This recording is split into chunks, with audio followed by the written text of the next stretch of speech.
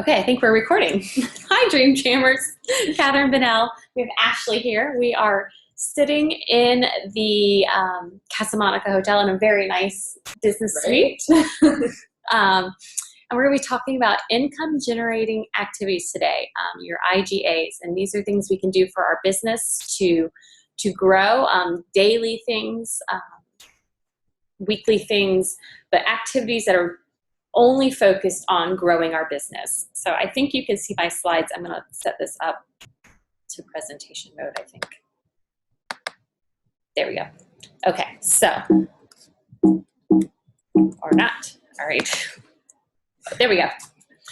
Give your business a high five. So our first slide is talking about 5 things we can do each week to grow our business. And that is 5 building activities per day. I actually have, and I'm making a tracker that you could keep at home, a weekly one that will allow you to go, okay, what do I need to do this week, and check it off. I do good with lists, but not like making a list every week. So this is something you can just print out. So for interviews, this would be talking to prospects about becoming part of your Jamboree team, getting on the phone, chatting, getting to know that person. It may not be that they're joining your team right away, but it's trying to work with 4 different people a week on a relationship. So, and it may not be the same 4 every week. That way you've got all those irons in the fire, like I said in my tip earlier. Having 3 parties a week. And again, it may not be a traditional party. It could be an online party 1 hour, it could be a catalog party at an office, and it could be having 3 friends over for cocktails and doing your nails. It doesn't have to be this elaborate thing, or it could be 3 one-hour parties in one night where you're running 2 at one time and so you're only doing 2 hours worth of work a week right there, and that's all your parties. 2 personal recruits per month. And this will be the number that Lauren always tells us leaders, is to grow our business each month by 2 people. If you continually do that, you will continually keep growing and your team will be stronger and stronger. It's when we don't grow at all for a few months that it's hard to pick up that momentum again. So you should make it your goal each month to bring in 2. So if you're talking to 4 different people per week, 4 times 4 is 16, at some point, you're going to turn 2 of those every month. So that's where that tip really, that activity comes in handy. And then identify 1 person that you can help move up. And that is looking at someone on your team and partnering alongside of them and helping them grow their business.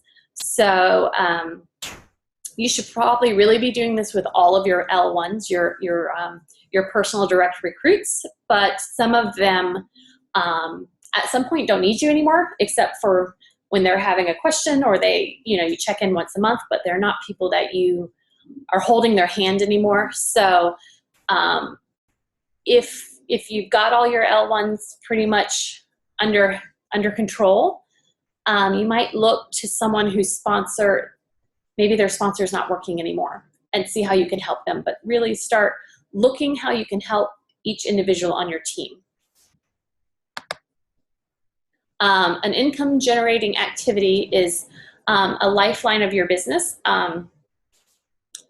They are specifically focused on building your business. They're not busy time. They're not sitting down at Facebook to message 5 friends and 45 minutes later realize you haven't messaged anyone, but you've been reading your news feed the whole time. So it's really Ashley's laughing. I do that all the time. Or being focused on a task and having a Facebook message pop up and stop that task for that message.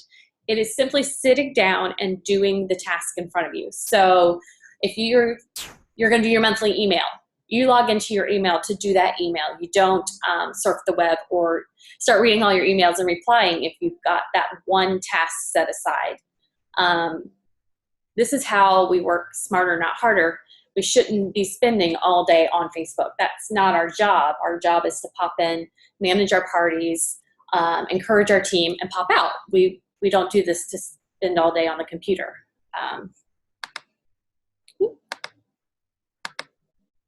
So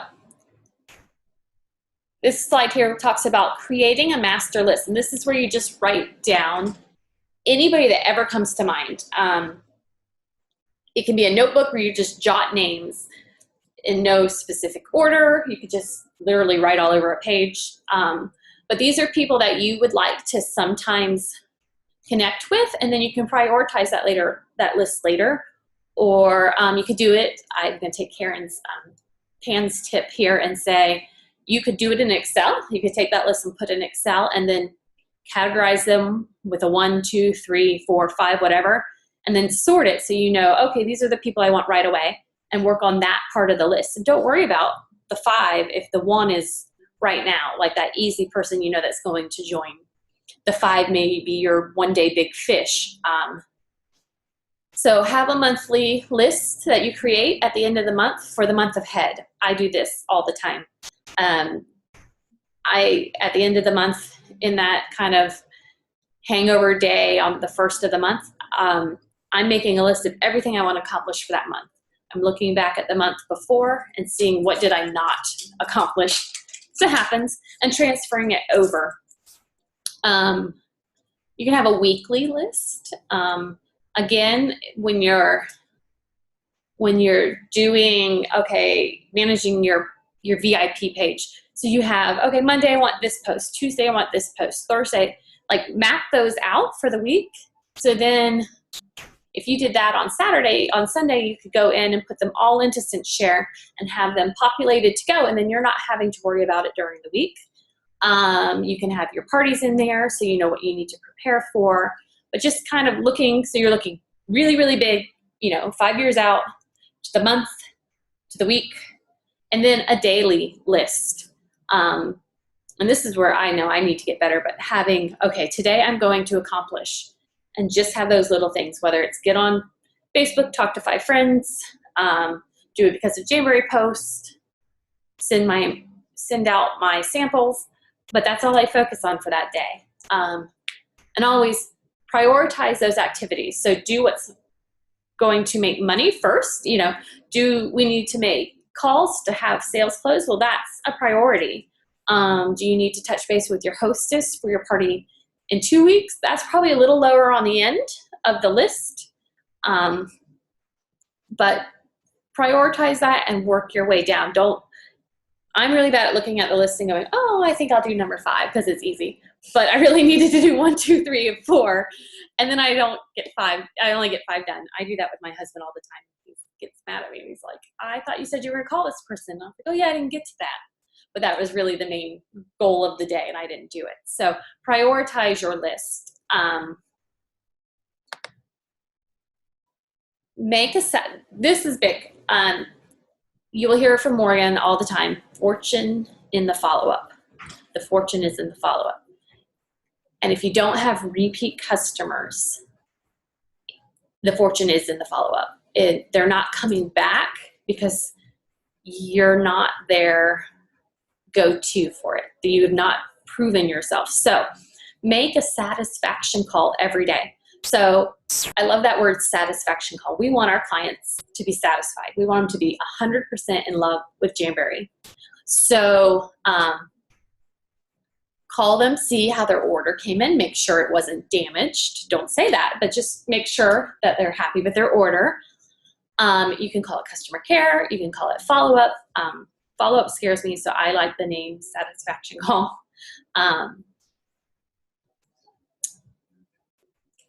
They have ordered from you. They have given you your phone number. It is okay to pick up the phone and call. It actually makes us stand out in a world of internet, especially how we do our parties and everything. To get a call from someone that they've ordered a product from, I mean, I know I've gotten calls from companies wanting to make sure the product they got was satisfactory. So you're not bugging them. If they don't want to talk to you, they'll put you to voicemail. And at least you have made an attempt to talk to them. So again, we want reorders. We want those repeat customers. We want those repeat hostess. So that will increase our income without having to work as hard. Again, working smarter, not harder, because we're not having to find new customers. I'm already going back to my Hostess from 6 months ago and getting ready to hit them for the new catalog. Like, I don't want to talk too much about it until August, but I already have my list of people who I want to host in September based on they bought from me 6 months ago. It's time for new nails. So this is kind of what I feel like we're doing today, celebrating. We got 2 big queen beds and a huge hotel room. Celebrate when you accomplish your goals. That is a huge thing. If all you do is work, and you never kind of benefit from what you're working on, then you're going to get tired of it. You're going to get overwhelmed. You're going to get worn out. But if you say, all right, when I've sold 500 wraps, I'm going to treat myself to a coffee out without the kids, or, I'm going to take my husband out for ice cream. That's exciting.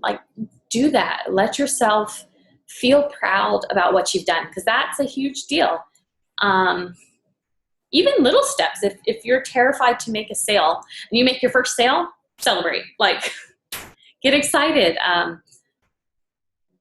Even write down okay, when I reach this goal, this is what I'm going to do, and tell your upline sponsor so she can celebrate with you. If you're trying to pay off credit cards, why not make one of those little thermometers? The little thermometer things. I wanted to draw it. You can draw. You can draw on the screen, and I just totally want to draw, but I'm going to reframe. If you draw that with your, if it's 50, 100, 150, all the way up, and you and your sponsor color it in every time you make a sale, then you will visually be celebrating. You don't have to spend money to celebrate. It can be putting on the music and having a dance party and calling your sponsor and letting her dance on the other side of the phone. I would do that with you if you needed me to. We had a dance party the other night. The kids were so sad we weren't having one yesterday night. But just have fun with it. This is our side B business. This is something we do because it's fun. You should have fun. Don't take it so seriously that you can't celebrate.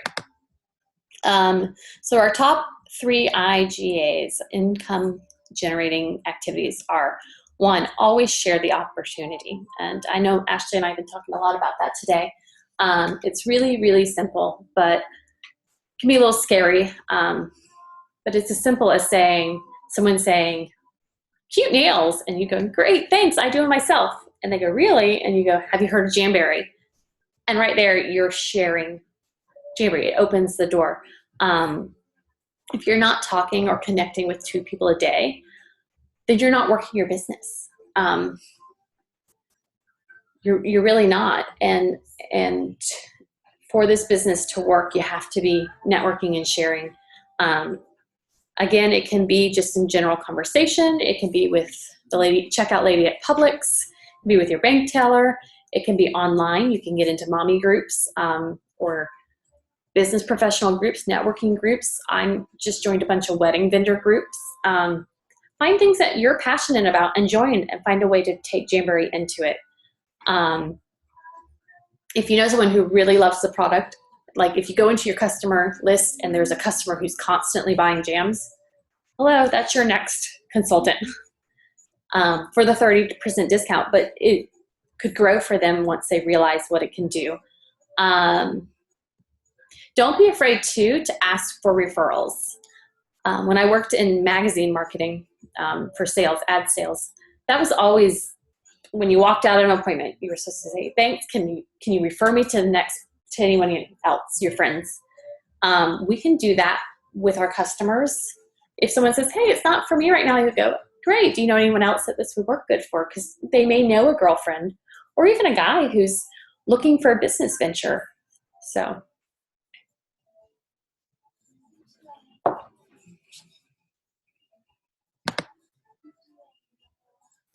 The second one we can do is the building new relationships. I hear this all the time. Well, I don't have a lot of friends that like Jamberry. I don't really either. I've stepped out of my friend list, and most of the people I share Jamboree with now are not what I would call my immediate circle. I'm building relationships with people outside of that, and networking. There's meetup groups, there's all types of like BNI and networking groups like that meet once a month that you can just pop into that are free. There are, if you have your children, go to play dates. Meet up with one of those mommy meetup groups. If you love to run, go to a running group. If yoga is your thing, do yoga. Can you grab my power cord? It's in that black bag. But if you're sitting at home not doing anything, then you're not going to meet new people. But you can do it on Facebook too. Like, you don't have to go out physically and meet people. And this is saying about Google Plus. I have not used Google Plus, but I hear it's good for making new connections. Is it this one? Yeah, and a lot of times when you get into a new group, just connect with people. You don't have to. This says add value to the conversation. If you get in and start talking to people first before you drop the Jamboree bomb, sorry, we're running out of power. Is there a cord over there? Okay. That will show that you have business. Share the business side when you're in those groups, not the party side. So, and then number 3 is the fortune is in the follow-up.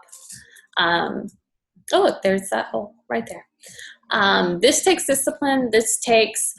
Lauren says a handwritten note goes a long way, and I truly believe that, and I'm the worst at it, but it's on my to-do list and I've started doing it, going back to my past customers, telling them thank you for being a customer, and sending them one of those customer appreciation cards where they can punch the holes. Just taking that little bit of time, and Morgan likes to just print out and like glue it in the card. I take the time to handwrite them.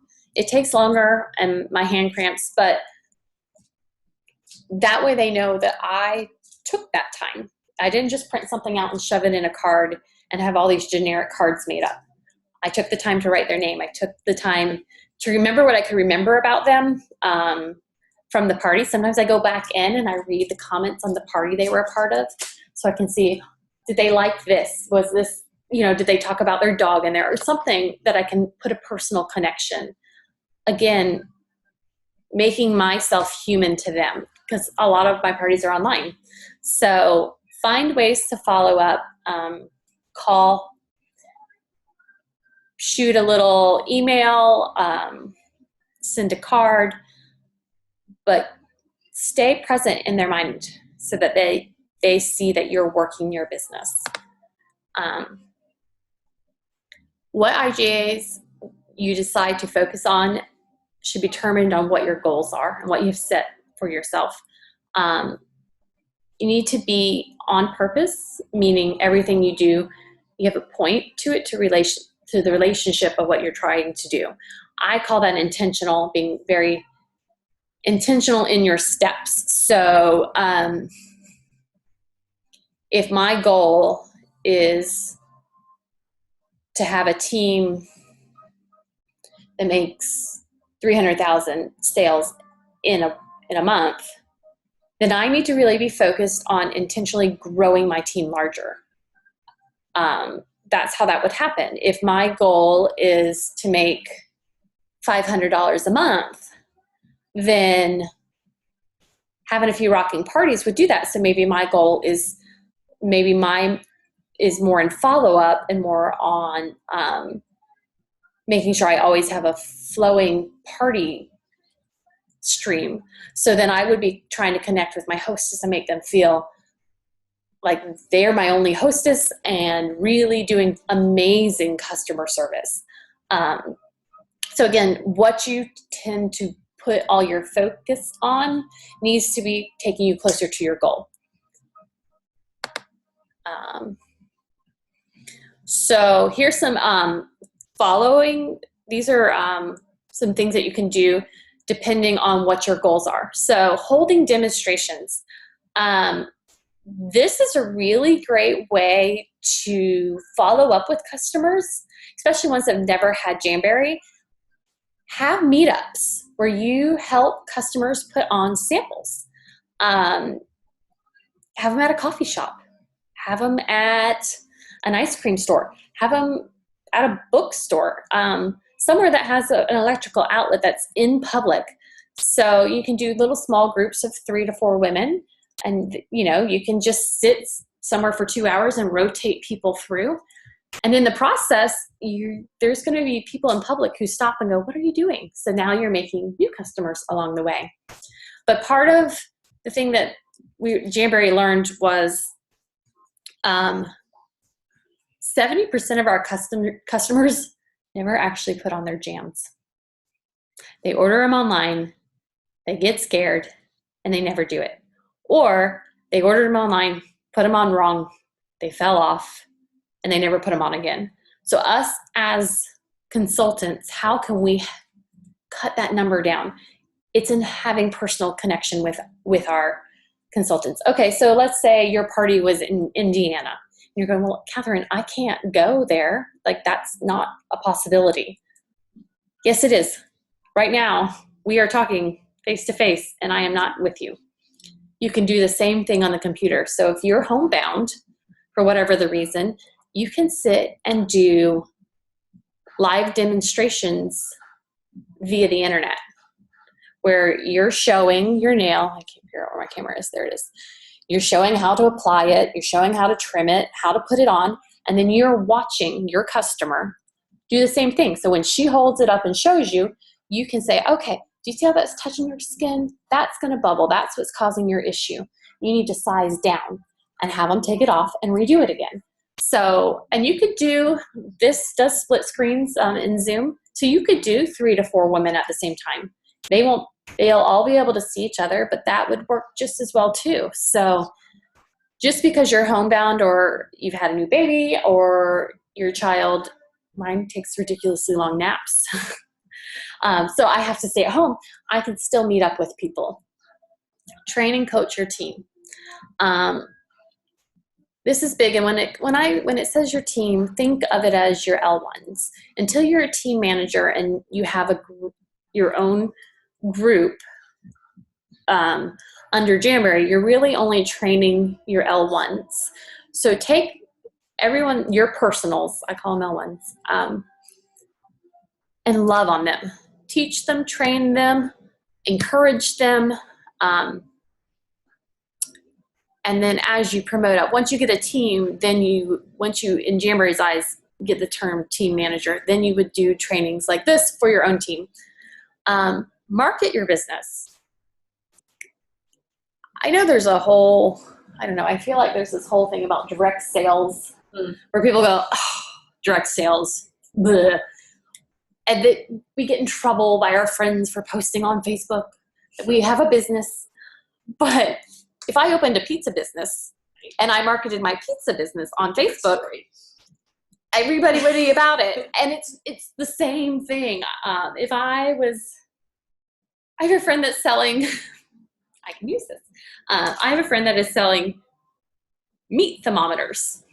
They have opened a digital meat thermometer eBay store. And they're marketing it on Facebook and talking about, "Come to our store, support our store." It's no different than me having a Jamberry store, but because it's direct sales, all of a sudden I'm different. And I'm going, they buy it from someone, they mark it up, they make a profit on it.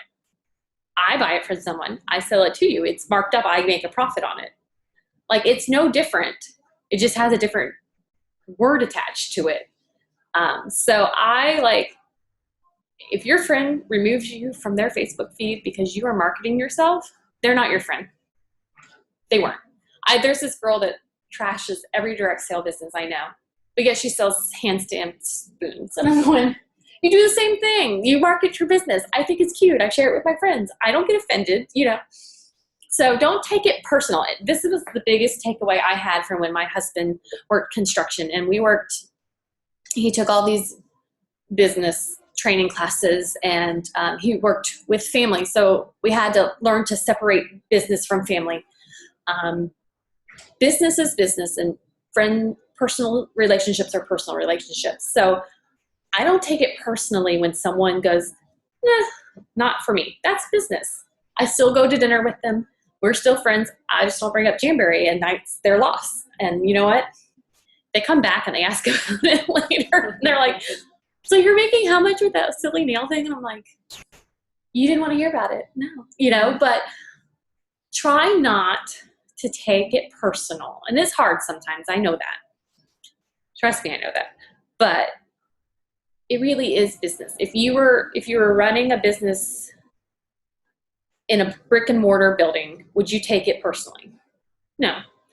That's the same thing. If you've got to draw a little building and say, this is my Jamboree business, and like stick it up when you're working to remind you, but market within limits. Now, don't flood your personal page. I do try to keep my personal, but I have a business one that I work on. I talk about Jamboree to people. I network.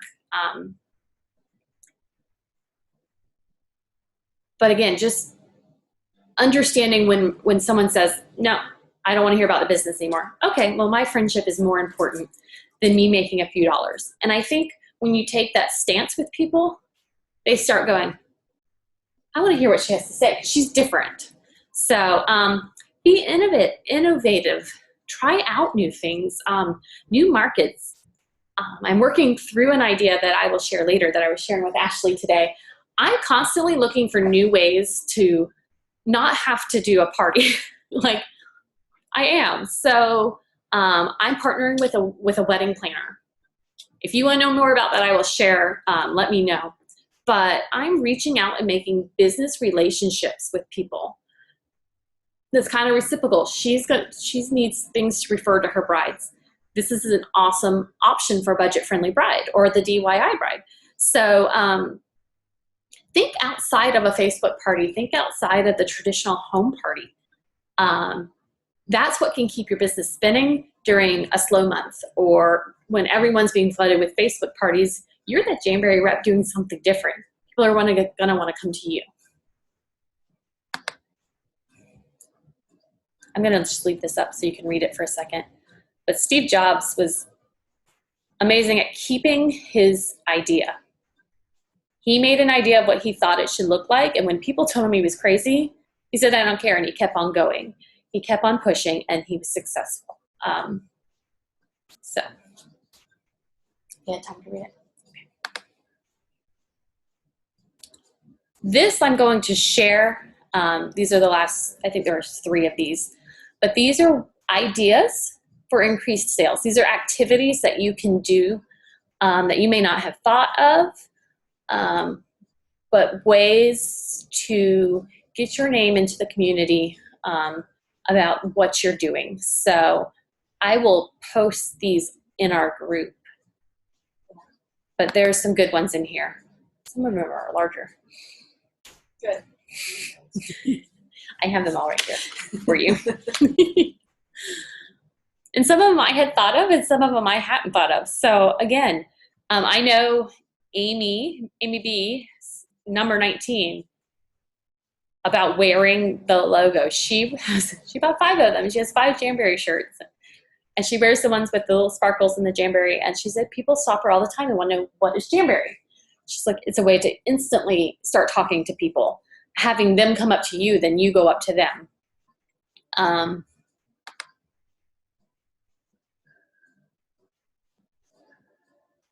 Number 38, smile when talking on the phone. It shines through. It really does.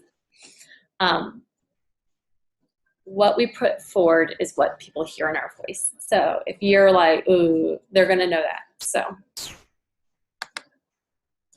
yeah, there are a ton of them. And I will put these up where you guys can read them and use them. The 2x2x2 is really good. As soon as an order goes in, mark them to call them in 2 weeks. Make sure they got their order. Make sure they know how to put them on. Then you follow up, or in 2 days, I'm sorry. in 2 days, make sure everything's good. They don't need it voided out. Let them know you saw their order. 2 weeks, follow up to make sure they got everything. 2 months, about 2 months, they should need new jams. So it's kind of a way to get back in front of them for repeat customers. And that is us. So thank you. Hope you enjoyed this. Post any questions below, and we will see you again soon. If I can figure this out. Oh, I didn't stop recording.